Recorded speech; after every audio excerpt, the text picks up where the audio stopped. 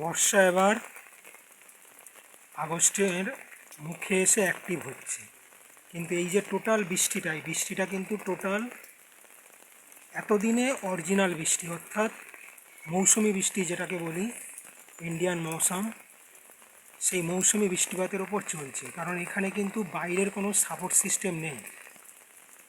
টোটালটা আরাবিয়ান যে ব্রাঞ্চটা, সেইটা মারাত্মক শক্তিশালী হয়ে গেছে।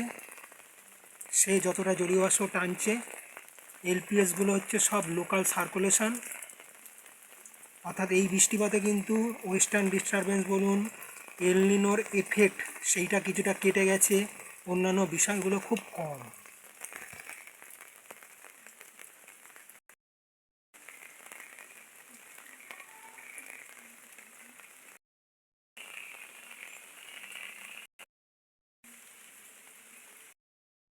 বৃষ্টিটা এমনভাবে হচ্ছে, এক এক এলাকায় গত 48 ঘন্টায়, গত দুদিন ধরে উত্তর কলকাতায় ভাসিয়ে জল হয়েছে, দক্ষিণ কলকাতা শুকনো, হাওড়ায় জল হয়েছে, হুগলি শুকনো, হুগলিতে বৃষ্টি হচ্ছে, বর্ধমান শুকনো, এইভাবে হচ্ছিল।